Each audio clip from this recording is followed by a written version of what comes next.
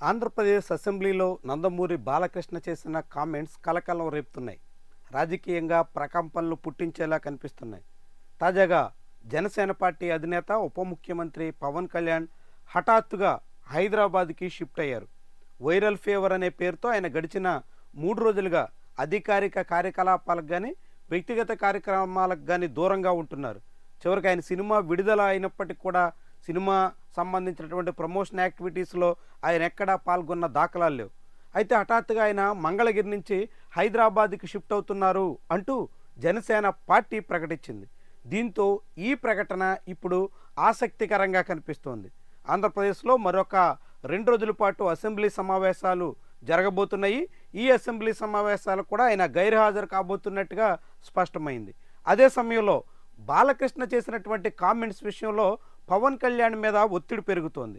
చిరంజీవి నేరుగా స్పందించినప్పటికీ పవన్ కళ్యాణ్ మౌనంగా ఉన్నారు అనే మాట జనసేన పార్టీ శ్రేణుల నుంచే వినిపిస్తోంది.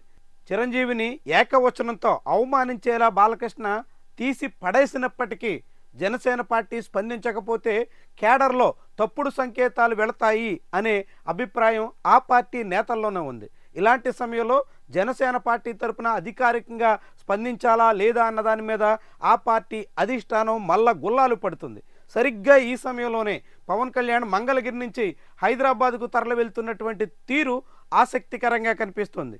దీంతో పవన్ కళ్యాణ్ అనారోగ్యంగా ఉన్నారని, వైరల్ ఫీవర్ బారిన పడ్డారని, ఆయన హైదరాబాద్కి షిఫ్ట్ అయ్యారని, అక్కడే వైద్య సదుపాయం పొందుతారని జనసేన పార్టీ చేసిన ట్వీట్ మీద చంద్రబాబు నాయుడు, నారా లోకేష్ వెంటనే స్పందించారు. ఇమీడియట్గా పవన్ కళ్యాణ్ ఆరోగ్యం మెరుగుపడాలి అంటూ కోరుకున్నారు.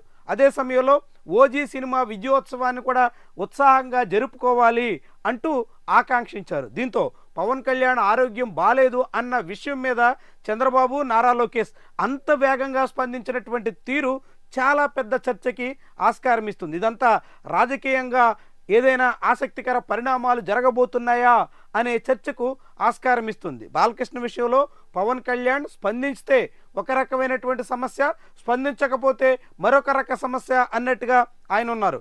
వాస్తవానికి బాలకృష్ణ చేసినటువంటి ఆరోపణలు, అభియోగాలు వాటన్నిటినీ చిరంజీవి కొట్టిపారేసినప్పటికీ అంతకుముందు ఇవే ఆరోపణల్ని పవన్ కళ్యాణ్ పలుమార్లు చేస్తున్నారు. కాబట్టి ఇప్పుడు బాలకృష్ణ వ్యాఖ్యల్ని ఖండిస్తే పవన్ కళ్యాణ్ ఇంతకాలం చెప్పినటువంటి మాటలు తప్పన్నట్టుగా భావించాల్సి ఉంటుంది.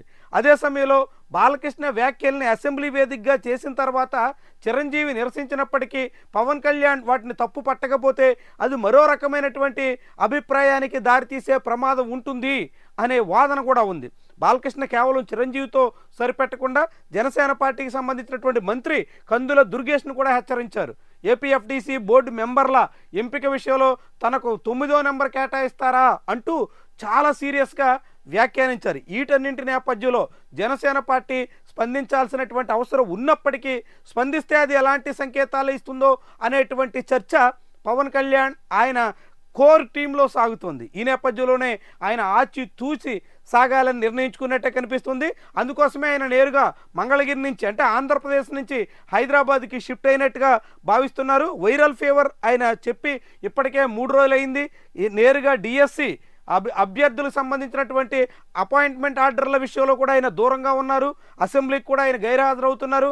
అసెంబ్లీలో ఆయనకు సంబంధించినటువంటి ప్రశ్నలు వస్తున్నప్పుడు ఇతర మంత్రులే వాటికి బదులు ఇవ్వాల్సిన పరిస్థితి వస్తుంది. ఇలాంటి తరుణంలో ఇప్పుడు పవన్ కళ్యాణ్ ఏ నిర్ణయం తీసుకుంటారు, ఎలా ముందుకెళ్తారు, దానికన్నా ముందు ఆయన ఆరోగ్య విషయంలో ఎలాంటి జాగ్రత్తలు తీసుకుంటారు అనేటువంటి చర్చ కూడా మొదలైంది. ఇదే సమయంలో ఆంధ్రప్రదేశ్లో మెరుగైన వైద్యం అందక ఆయన హైదరాబాద్ షిఫ్ట్ అయ్యారా, లేకుంటే ఇక్కడ వైద్యం అందుకుంటున్నటువంటి వాళ్ళందరి విషయంలో ఆయన తీరేంటి, ఇలాంటి ప్రశ్నలు కూడా కొంత ఉదయించే అవకాశం ఉంది.